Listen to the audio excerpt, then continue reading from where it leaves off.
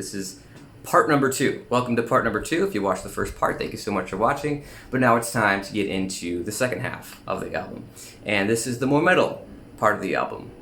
So let's get into talking about it a little bit, shall we? In the Name Of is song number 8, is what we're going to start with. And we are talking about In the Name Of, which this song feels like a new beginning right from the start. A time-worn bell rings a chorus of ancient orations that fills the song space with a beautiful, haunting power, until finally the building of an almost religious tension explodes. The metal of deep drumming, guttural vocals, and mean-as-hell guitars come roaring in. Some lyrics. In the name of goddess, in the name of justice, in the name of metal, in the name of the fox god. These lyrics here announce the metal and baby metal has returned. Such a great way to introduce the second half of the album, I think. As if we've reached a horizon of light shining upon us, reminding us how far we've come, but also preparing us for what is just beyond this new wing of time and space. So, as we transition from that, we head to number 9, a song called Distortion. And this was the first single released for Metal Galaxy, and it was the first song I heard from it as well.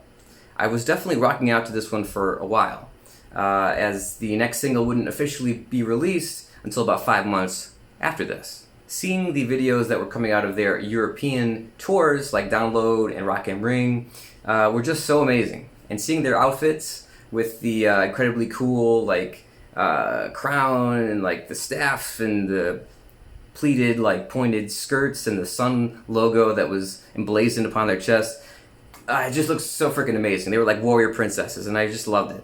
I absolutely loved it. So as far as the actual song goes, though, the album version features a cameo from Alyssa White-Gluz, I believe is how it's pronounced, from the band Arch Enemy, who is a badass vocalist in her own right. And this intro starts off hot and heavy with sick pulsing riffs and drums that are like a call to war that signal entrance into the most metal realms of the galaxy. Sue and Alyssa's back and forth vocals here really give this already dynamic song an even more powerful quality that puts Distortion into some good old-fashioned metal territory, as Alyssa barks out, give up, and stop the power. It's the harshness juxtaposed with some of the more soft and gorgeous vocal timbre that is a real joy to listen to throughout Distortion. But as soft and steady as Sue's voice is, when she hits that chorus, man, she has a ton of power behind it. And the other girl's voice is complemented very well with the whoas. But I would be remiss if I didn't talk about the instrumentation of the song, which serves as Distortion's driving force and propels it to an even greater dimension of metal. Those double bass drums going nuts is just so good, and the wailing away of those high-pitched guitar rhythms is just dazzling. And it's such a pleasure to rock out to, whether you're moshing at a concert or jamming out at home. Just excellent, fast-paced, catchy sort of metal. So definitely like that indeed. Let's talk about the video. And this was the first thing that I saw from the album cycle, and it was unique because it didn't show any of the girls, which almost certainly has to do with the departure of Yui from the band. With the band members in flux, it makes sense you would want to put out something that doesn't really highlight that, and just go ahead and keep figuring things out internally while still releasing music for an upcoming album, right? So I understand why they would do that. So what they decided to go with was a video that takes place in a post-apocalyptic world with stout warriors defending their land from invading monsters, using an assortment of special powers to even up the fight. It's probably the most stylish and artistic video ever released by the band, and I believe it represents the distorted view much of society has of the world.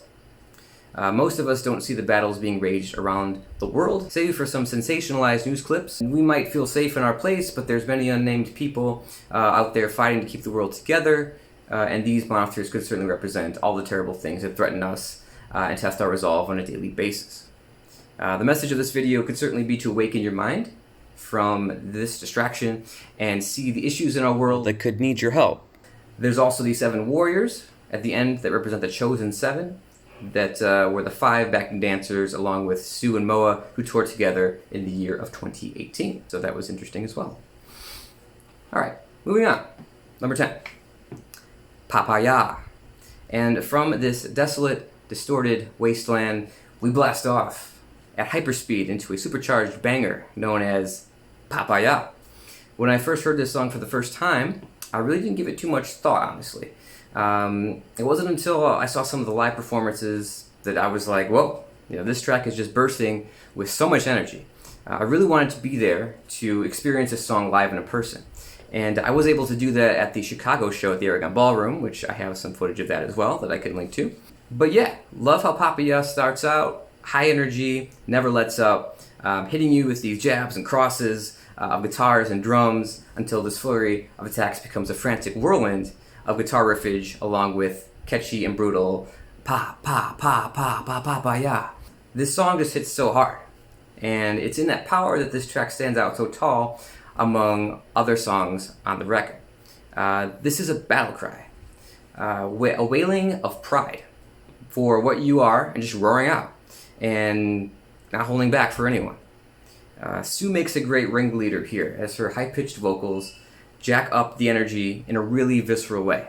Listening to the chorus with the Kami band and the other girls joining in with Sue is an adrenaline rush like no other. It's so amazing. The song also features F-Hero. He's a Thai rapper who I'd never heard of before, and his part in the song gives it a whole new flow. When he comes in saying stuff like, make your life feel hot and spicy because this is summer, I was lightning before the thunder, sometime in sashimi we're going to have some fun, baby girls, hanaka, go order your bikinis from Lazada, jump in the pool, la la la, let the sun burn, we're going to Papaya. So that is some pretty cool rhymes. And these lyrics are really fun and reminds me of the humor and lightheartedness that you see in many of the Baby Metal videos or hear in many of their songs. And I think it's a big reason why they've attracted so many fans over the years. Look no further than a song like Gimme Chocolate to really exemplify that perfectly. If you're not the type of person who normally gets down and dances up a storm, this might be the song for you, because it might just do it for you. The fiery explosion of sound with a genuine emotion, it just makes the room quake with excitement. That's a challenging creation for sure for any band. But this one hits the gas pedal in all the right ways. So, phenomenal song. Definitely love me some Papaya. Let's go to the video. And once again, another performance video, but what a performance it is. The girls look great with their supercharged dance moves twirling amongst the digital flames of the moving platform, as well as actual flames going off in the background. And seeing the hordes of fans getting nuts for them captures the passion and overwhelming confidence Papaya exudes in almost 4 minutes of runtime. And hey, F-Hero is actually in it too, instead of just seeing him on the screen like in other live performances. So, sugoi! Rock on. F-Hero. Alright, so Papaya is awesome. We get to another awesome song next up in Kagerou. Now here's the song I think I loved the most initially from the first batch of new songs Baby Metal performed at shows in 2018. Originally people were calling this Tattoo because it wasn't released officially, so it didn't have an actual title, at least yet. I loved rocking out to this blazing track that had one of the coolest riffs I'd heard in a while, with Sue just straight up rocking out by herself with no other girls in sight. You really don't get to see that too often, just her dancing to her own rhythm, which I think was really refreshing to see. So it was just cool to see Suzaka have fun, organic fun, just doing her own impromptu rocking out moves. Gotta love that. As for the actual track though, I absolutely love that opening riff. It's just some good old-fashioned, no-nonsense, in-your-face, riffy goodness, which hits you right in the jaw with a powerful punch of tasty licks. Awesome stuff. Sue's vocals are great here, once again, taking command of the track and really owning it and showing her confidence and poise, which at such a young age is really amazing to think about. This track spends a lot of time focusing on the singular riff, and I sort of wish they would have expanded upon that a little bit, kind of like in other songs when they added special guests or threw in some different sound, different textures, but this is kind of more straight up, kind of rocky metal sort of song, and it works. I just wish they could have done a little more with it, that's all. but I really like it. All right, let's talk about the next song here, and it's a very emotional song. This one is called Starlight, and this song pays a tribute to the late great Kami band member Mikio Fujioka, who passed away while stargazing in early 2018. But I think it's a song that could bring solace to anyone dealing with the loss of someone they love who is no longer with us. This is Starlight. This song starts with an angelic sheen of an electronic church organ kind of sound, with the soft, subtle na na na na na na na na from the girls until we, as the listener, feel the sheer force of Sue's vocal strength as it suddenly fills the soundstage with light, which is so cool. Along with some bassline percussion to give this pivotal moment some added depth and fortitude. An exceptional intro into this song, and one that hits me right in the feels every time that I hear it. And just then the song turns on a dime, with some expertly played guitar and drums to spike the energy level up and bring us into light speed once more. Awesome. The choruses are big and bright, and the interspersed guitar work would make Mikio proud. At times soft as a feather, and other times brutal and punishing, Starlight takes you on a journey all its own. And I believe it's one that will stick with you long after you finish the album. It's baby metal at its most profound. A meaningful song that is more than just another banger or thrash metal throwdown, as it aims straight for the heart, and it hits beautifully, giving a jolt of strength and inspiration to anyone dealing with loss. Some lyrics: wherever we are, we'll be with you.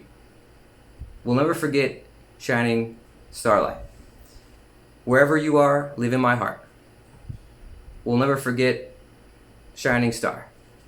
Fire in the sky? Ah, fire in the light. Ah, fire in the sky. Starlight shining in the night. These lyrics just reinforce those same inspiring themes that I mentioned earlier. It makes me think of people like Chester Bennington. His shooting star, his fire, his light, that guided me through my own path of darkness. So definitely think of Chester in this song moment, no doubt, no doubt. Video for this one, it's a video that exits the live performances, and we come back to a more dystopian world once again, where various people are doing interpretive dance out in desolate landscapes. I feel as though these people may represent the feelings we have when we lose someone, because unlike Distortion, these featured people aren't fighting creatures in the night, but rather they seem to be fighting with their emotions. And of course, at the end, we have another appearance from the Chosen Seven, like we talked about in the Distortion video as well, which definitely ups the mystique factor in these videos, asking the question, or making you ask the question, what does it all mean? And where does the band go from here? You know, we're still kind of answering that as we speak. Second to last song here, number 13. And this is Shine. After the emotional gut punch of Starlight subsides, a great light shines upon us.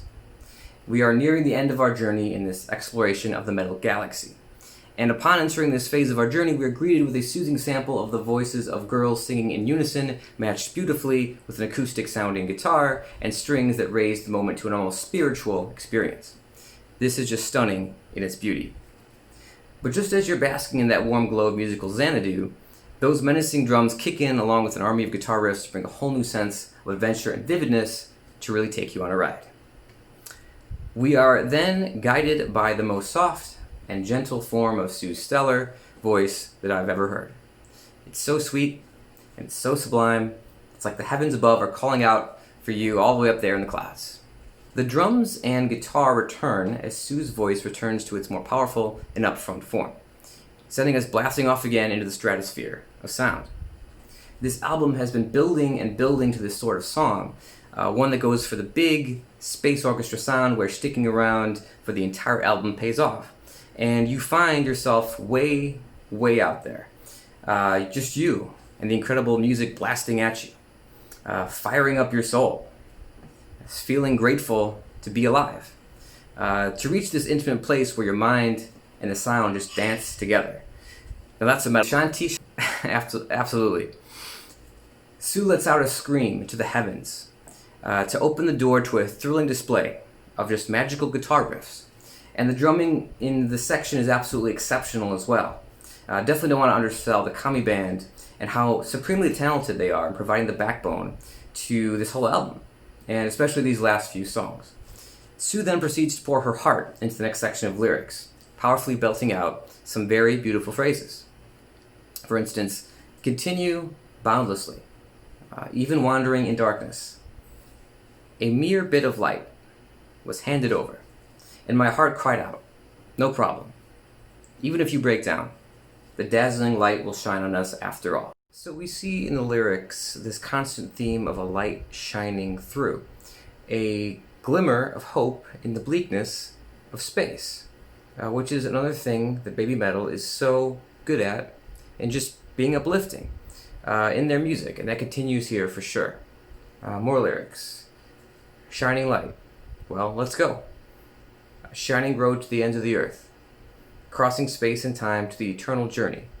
Crossing space and time, get through it. So with these lyrics, we kind of see that journey we all go on in life can have its heartbreaks and setbacks. But we can get through it with the Baby Metal and the Fox God on our side. And who's to say we can't, right?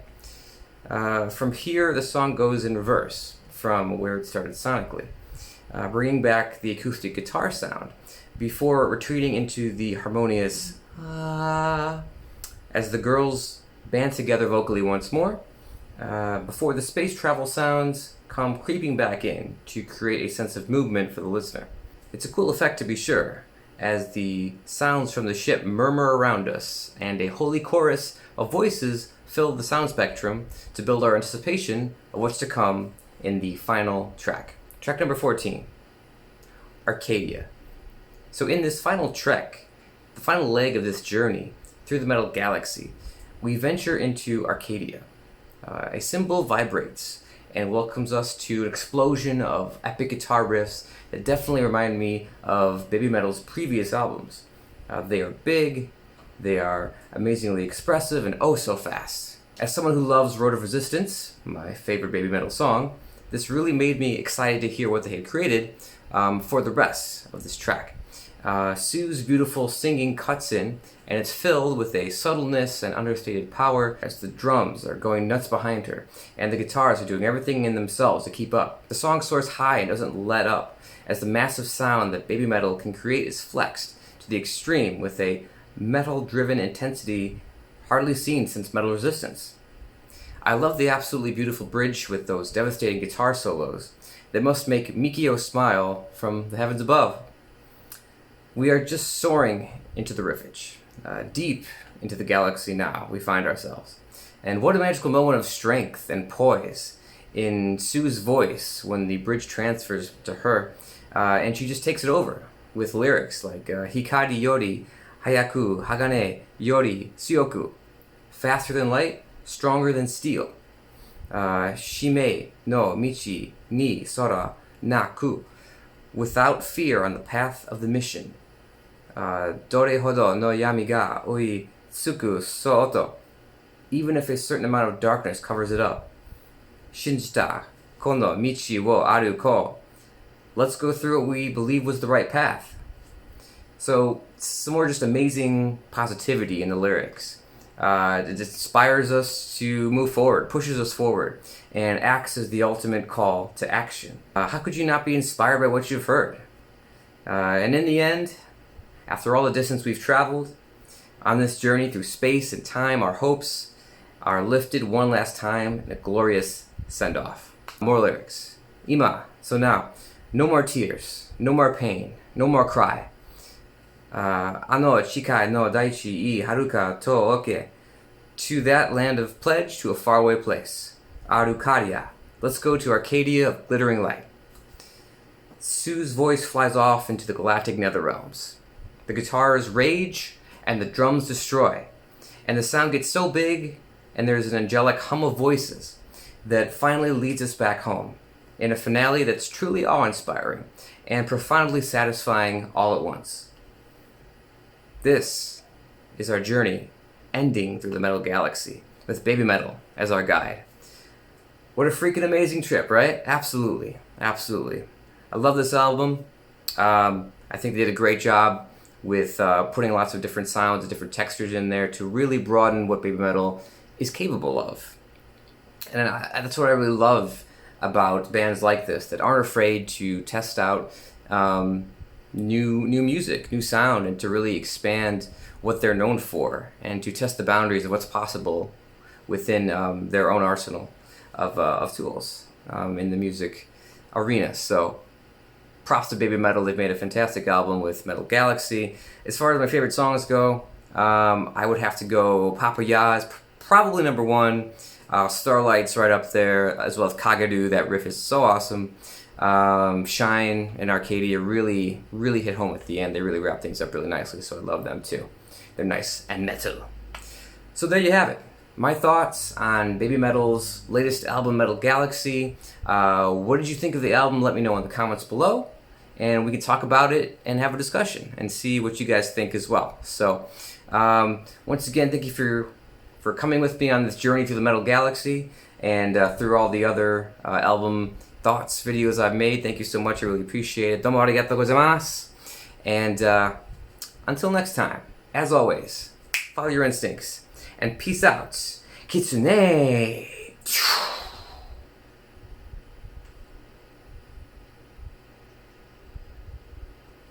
See you. See you. See you.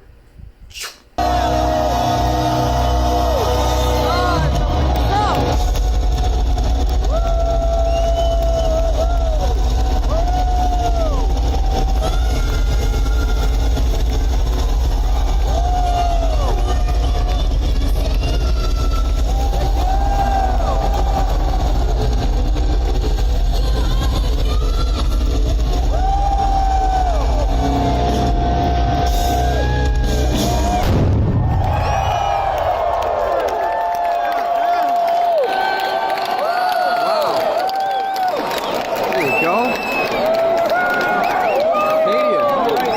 Final thought of Metal Galaxy. Go out there.